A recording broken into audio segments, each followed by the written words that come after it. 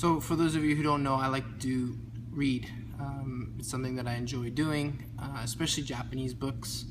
Helps me kind of stay up to date with my Japanese. Helps me work on my reading. I get to practice my kanji. If you don't know what kanji is, learn some Japanese. Anyways, so I like to mix my passions. So I like Jiu-Jitsu, I like learning about martial arts, and I also like Japanese. So I came across this book about Sakuraba. Can you guys see?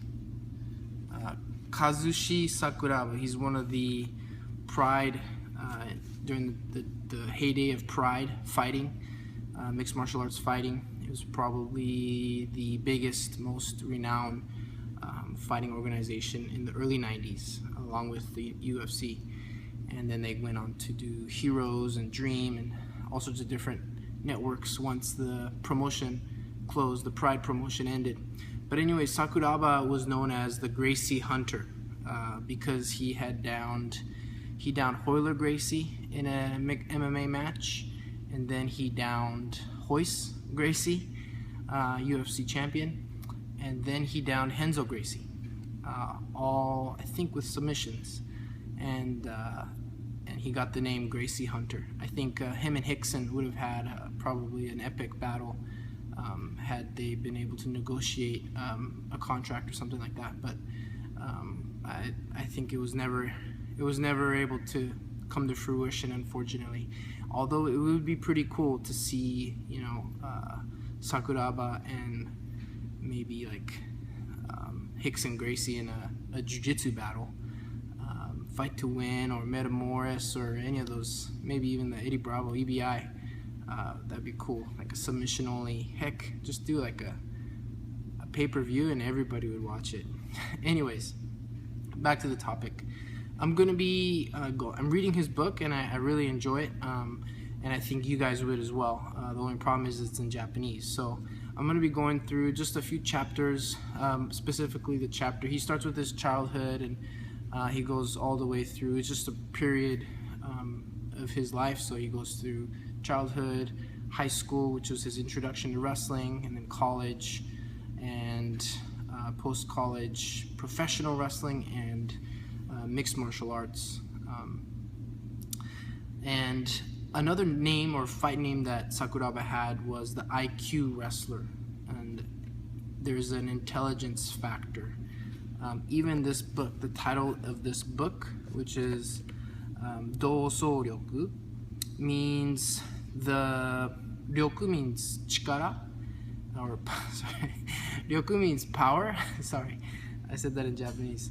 And doso is the ability to, or doso is to create something from nothing.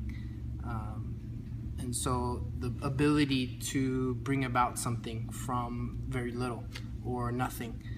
In this book, the parts that I've already read, he talks a lot about thinking about what you can do, thinking about what you are able to do under the certain circumstances, rather than what your constraints or your limitations are. An example would be, going to this isn't from the book, but an example would be, if you can't go to the gym, then you're gonna work out or exercise in a different way than going to the gym to lift weights. You'll maybe go to a park and do pull-ups on a climbing jungle gym or something like that.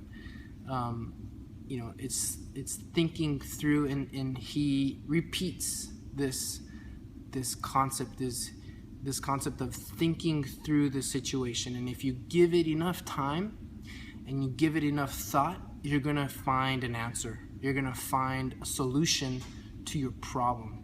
And I think that's a really important, intelligent perspective when you think about training. And so the point of the book is, look, if you can think through and critically analyze any situation, you're going to be able to find a solution. It might not be the solution you were looking for, but you're going to find a solution, and that's going to give you a different opportunity. It's going to open new doors. Anyways, I'm going to be highlighting the book, ryoku by I don't know if it's by Sakuraba or not, but you know, I think it goes just perfectly in line with the map mind concept.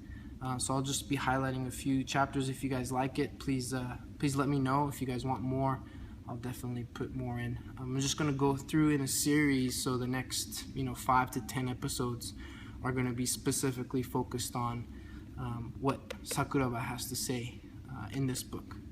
I'll talk to you guys later.